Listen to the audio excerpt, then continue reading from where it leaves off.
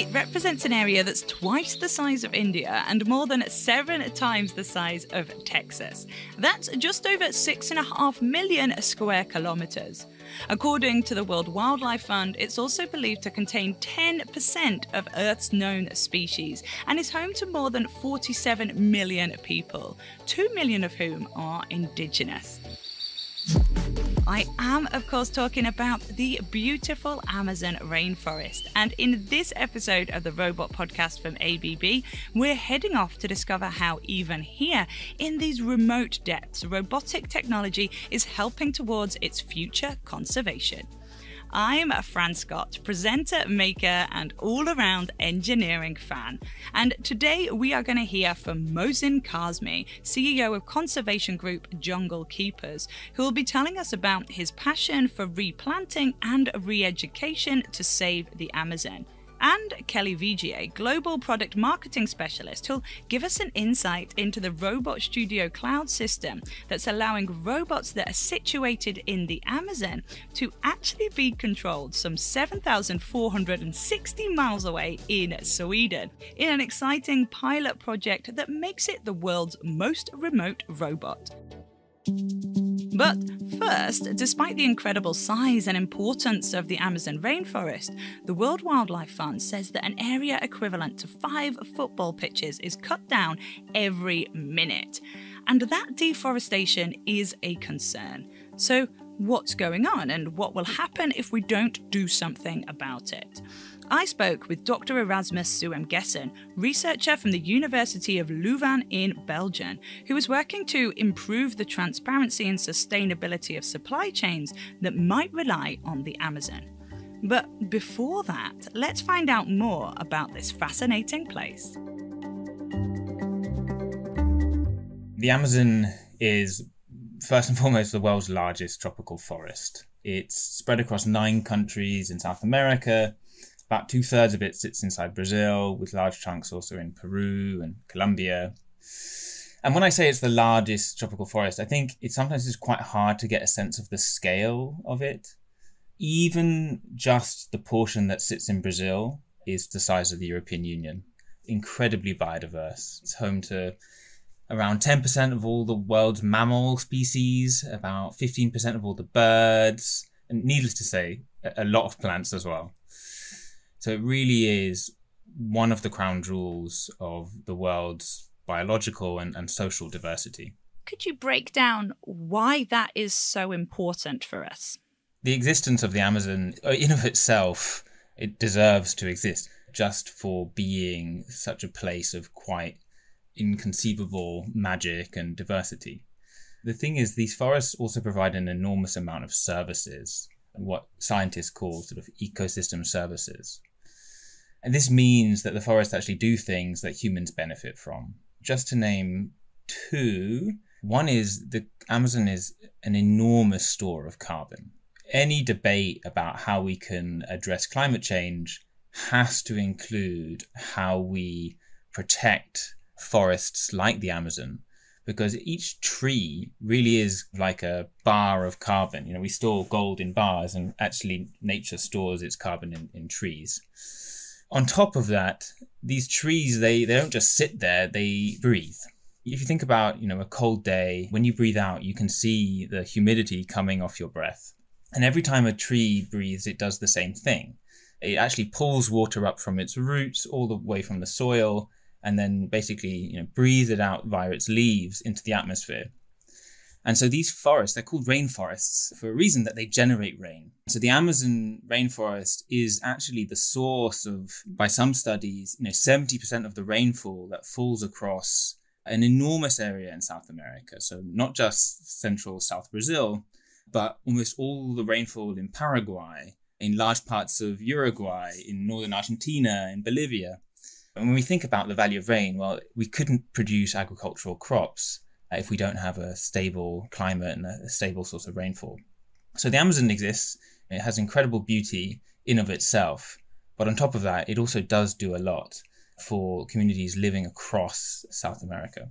And yes, it's beautiful and yes, it's important, but it has not had an easy life. What are the challenges that this region faces? The biggest challenge that the Amazon faces is the fact that it's being lost. 17% of the rainforests have already been cleared. And this is not something that just happened a long time ago. It's something that we see in news stories every year with fires and deforestation. To put it into context, 12,000 kilometers of forest were lost in the Brazilian Amazon alone last year. That's an area around 16 times the size of New York. What's causing this clearance? It's a combination of sort of agribusiness and land grabbing and other sort of more localized issues like mining. But most deforestation is for agriculture, for the expansion of cattle ranching into the Amazon. Brazil is one of the world's biggest producers of beef. It has more cows than people. A large chunk of these are farmed inside the Amazon biome, so the area where the Amazon used to occupy. The loss of forest is really just half the story. There's also a big threat through degradation. So where the forest still stands, but it's been degraded. And this is from the extraction of timber, so the big trees being taken out. It's from fires which burn the understory of the forest, so all the small plants on the ground.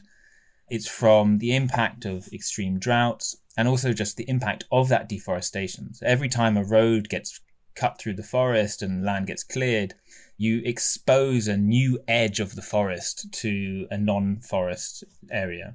And these edge effects, as they're called, because they happen on the edge of the forest, they also cause a loss of a lot of the natural structure of the forest. And it's in a vicious cycle, actually, where as the forest gets degraded, more likely to burn. The dry season rainfall gets reduced, and so these forests are actually more sensitive to drought, which means that they get weaker. And therefore, we're in this sort of vicious cycle where the loss and damage to forests causes climate change, but climate change also is a threat to the forests that remain. If more trees are lost and this degradation continues at the rate that it's going, what would be the long-term impact of that?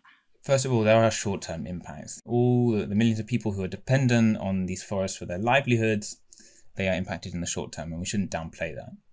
Looking to the longer term, one of the biggest risks is of what is called a tipping point. This sort of analogy of the straw that broke the camel's back. You're piling luggage on top of a camel, and then, at one point you add just one straw too much, it breaks its back. And the tipping point in the Amazon is also one thing that climate scientists are really worried about. Climate scientists estimate that if we lose 20-25%, then large parts of the Amazon will stop being forests and they will basically become savannas, so much drier, much sparser vegetation. And it's because of this climate feedback. You lose too much, then the rainforest is unable to produce the rain that actually sustains itself. And so it actually shifts from being a forest into being something completely different, a savanna, a much drier, grassier vegetation. The savannas, they don't store as much carbon, they don't generate as much rainfall. And so we actually would have a completely different system. And these ecosystem services, these benefits that the Amazon provides in stabilizing our climate, supporting agriculture across South America, they are under threat if that tipping point is reached. Clearly, protecting the Amazon is absolutely crucial to lots of us, not just those in South America. Are there any methods that you are aware of when it comes to restoration of the Amazon? The priority is to stop the forest being cleared. And then as a secondary step, you really need to restore. Now, Brazil already has some very powerful legislation. It has something called the Forest Code, a set of laws which say, okay, farmers in the Amazon, they need to keep 80% of their land as forest, and they have to keep a certain percentage near water bodies, so near the river. And if they clear too much, they have to go through a process of re-legalizing their land. And these public policies, they're sort of world leading, but the implementation of them has really fallen down. In the early 2000s, we were in a similar period where deforestation in Brazil was very high. And then what happened is the government came in and they strengthened that legislation and they empowered the environmental enforcement agency known as IBAMA to do command and control. So punishing illegal deforestation and targeting credit to the places which needed it, but where deforestation was not high. What we saw was that they reduced deforestation by 70%.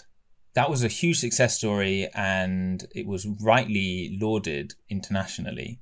But a lot of that progress was undone in the last decade, and in particular under the last government of Jair Bolsonaro. So step one is just to go back and learn from what Brazil did in the past and try to modernize it and implement it again to reduce deforestation. A second is to secure land tenure. So there's about 2.8 million hectares of deforestation on lands that are sort of undesignated. So they're not in private hands. They've not been made into national parks. This land is land which is ripe for restoration. This is land which was cleared illegally, doesn't really have an ownership. And actually almost 2 million hectares of this was cleared just since 2015. So if you're thinking about restoration and also preventing deforestation, addressing the land tenure issue, so the government actually assigning these lands to some sort of class to protect it now, that would be a really big step. The third thing that I think needs to happen is for companies to step up their efforts. There are some leading companies operating in this region, including all the major meat packers. One thing that really underpins all of this is to empower the local communities that live in the Amazon, the indigenous groups who've had rights threatened, and many indigenous protectors have been murdered in recent years. So that's the foundation for any conservation in the Amazon. And then I would bring in last the technical assistance, how you actually do the restoration, the cost benefit of it, what technologies you use. But really, technology and restoration are the last piece of the jigsaw. Thank you to Dr. Erasmus Suemgessen from the University of Leuven. It's clear that protecting what is left of the Amazon is going to be crucial, but perhaps restoring its native trees can also help. And one person who is trying to make that a reality is Mohsin Kazmi, CEO of Jungle Keepers. We chatted about his work restoring the Amazon and how he uses ABB robotics to help. I started by asking him why he's so passionate about it.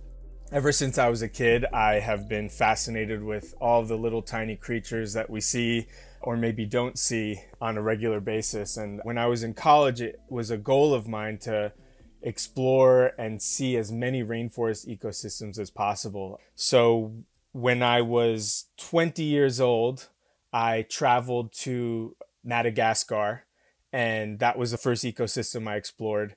And after that, I landed in Peru. I had heard a gunshot, I heard chainsaws, I saw forests burning. The Amazon clearly needed help.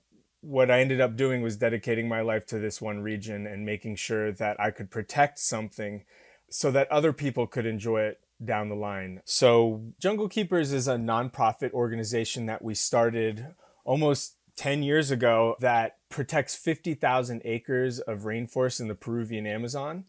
We're working specifically in the Madre de Dios region of Peru, which means Mother of God. It's the headwaters of the Peruvian Amazon, which means anything that happens in that ecosystem affects the rest of the entire Amazon basin. So our goal is to protect as much contiguous rainforest habitat as possible.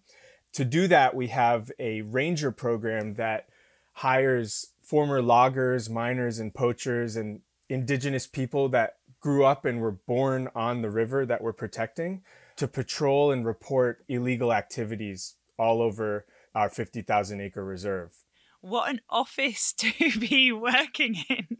And you've mentioned the rangers. It's not something you do alone, is it? You've got a team of people there. Yeah, we have a team of rangers working. We have a team of support staff. But what I really am proud of in the Jungle Keepers organization is the fact that our rangers are male and female. Some are from cities. Some are children of loggers and miners. Many of them were born and raised on the river.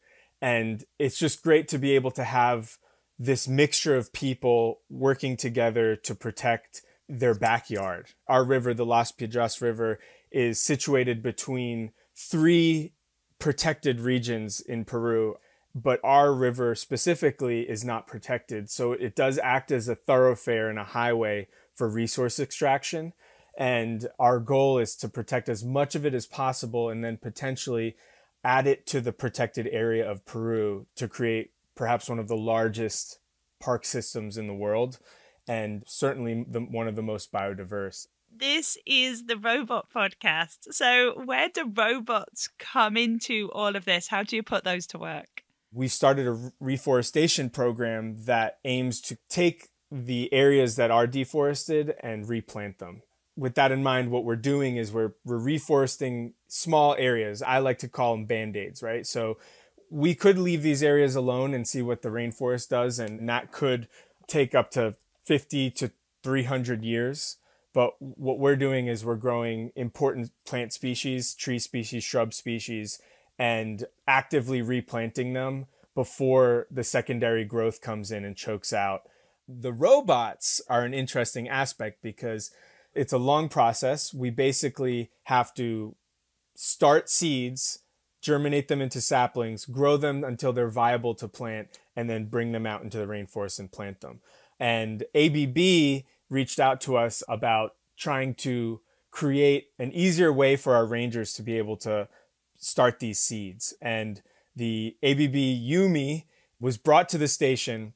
We configured a way to basically start seeds, and the robot actually does most of the work for us. We're planting up to 600 trees a day, and that's really freeing up a lot of opportunity for our rangers to do other things that only rangers can do.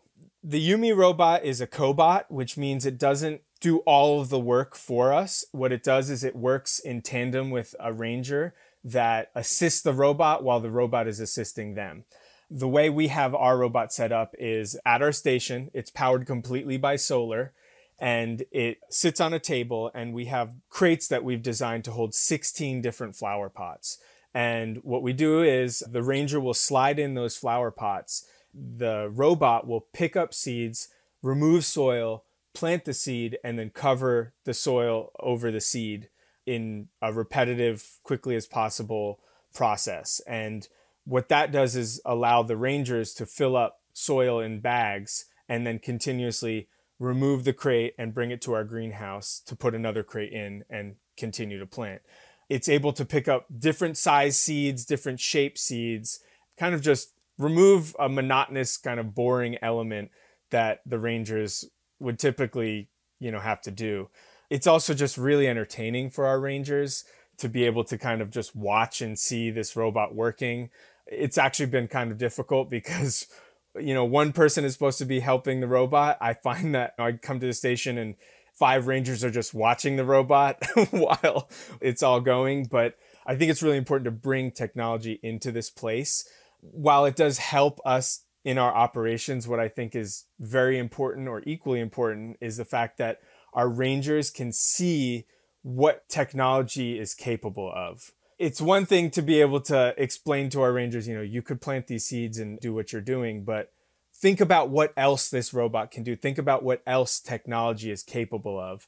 I always say that if the people who are extracting these resources have access to technology, then we as a conservation organization need to have access to even better technology, because technology and conservation working together is truly the future of how we can save the planet. You described this scene of the use of the robots being also brilliant entertainment.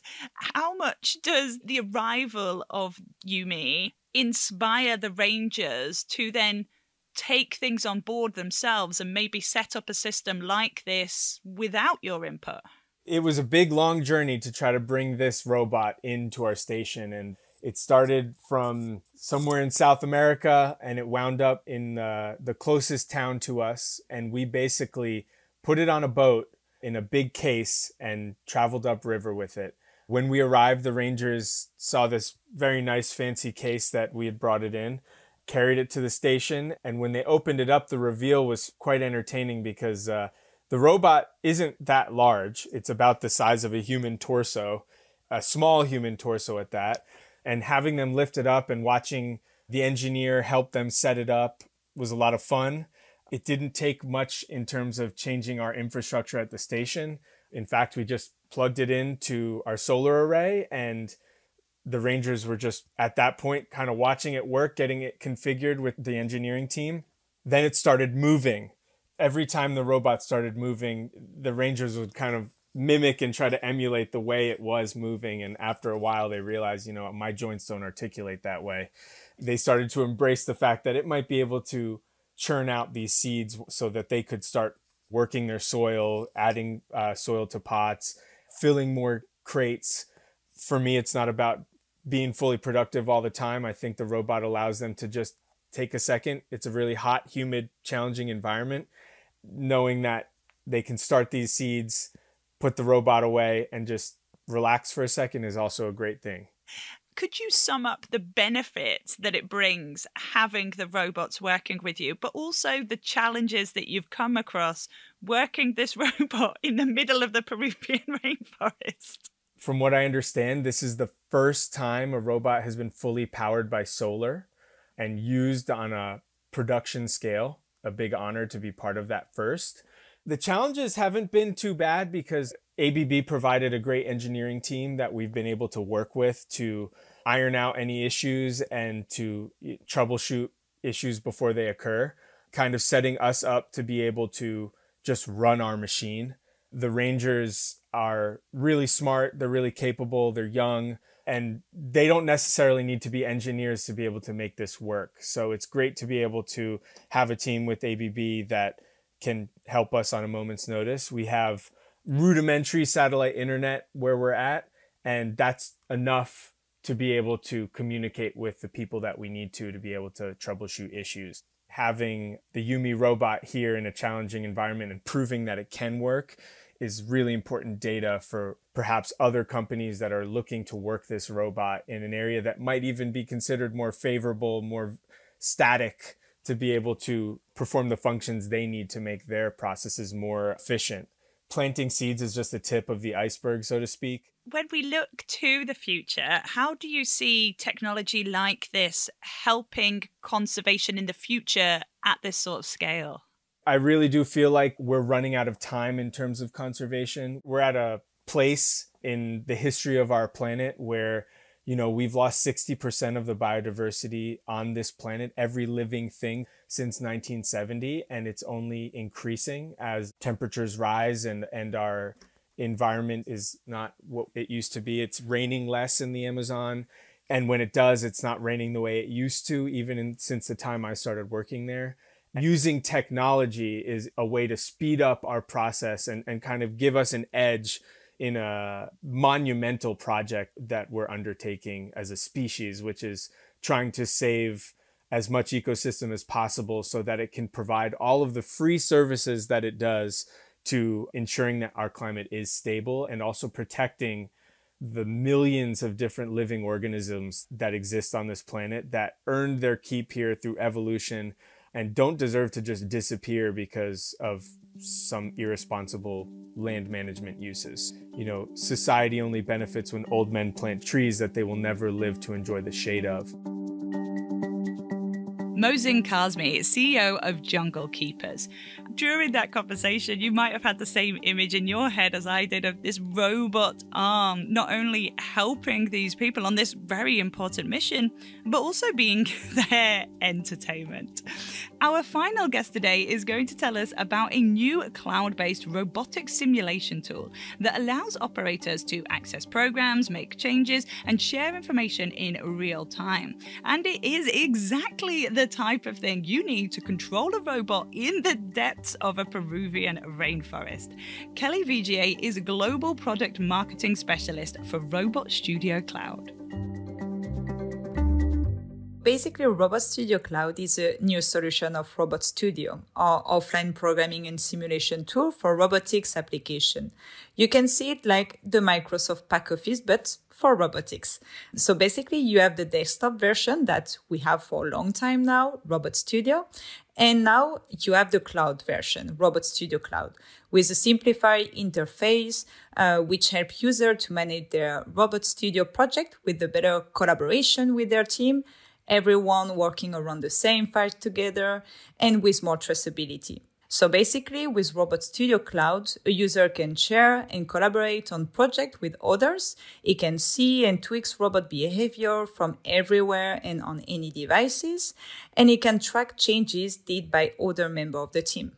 But to me, this is something that when I was younger, I would see it as being sci-fi and it would never exist. The fact that we could remotely collaborate from other ends of the world and then remotely control physical robots that, again, could be at another corner of the globe.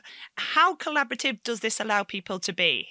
First things, Robot Studio Cloud is very easy to use. So every member of the team can use it, and not only technical people, which is really important because a salesperson, for instance, can totally use it to check the project or show it to his customer and even do some small changes if it's needed.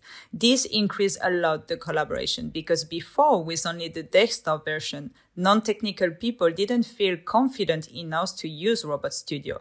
It looks too technical or to be accessible for them. And then another important part, since you are in the cloud, you can work on your project from everywhere and on any device, which simplifies the collaboration with people. And finally, user can track the changes. Basically, you have the history of all the changes with the date, a short description, and who did it.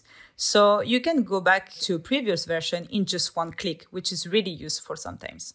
And has there been anything like this up until now? Obviously, there's cloud generally, but for something cloud-based of this detail to being able to be worked on in multiple ways at the same time. We are just at the first step of a future and even more promising solution. But yes, it's already a game changer in the industry world.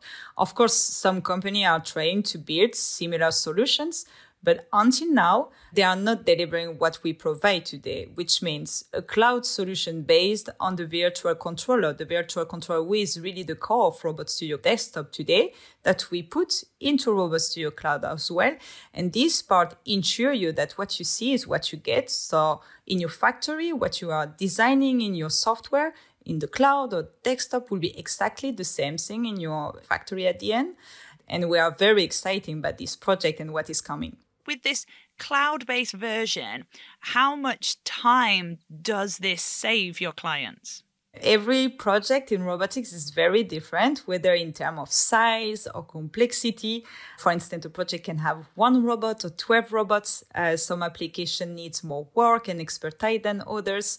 Improving the collaboration between the different members of this project and having only one version between everyone and updating instantly.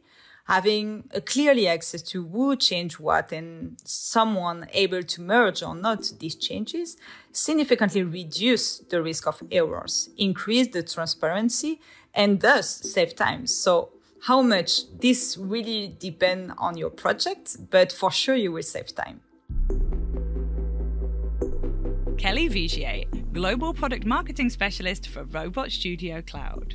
And what an episode! A little bit of a different setting to the normal robot podcast, but gosh, it's incredible to see how robotics and a Robot Studio Cloud system is helping with such an important issue.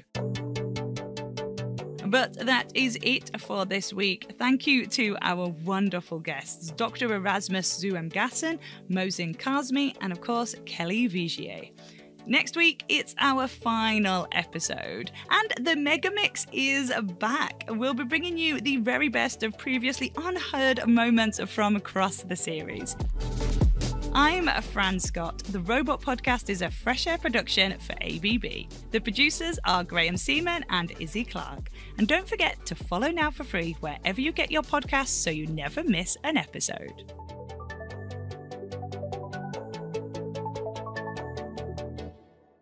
Part of the ABB Decoded series.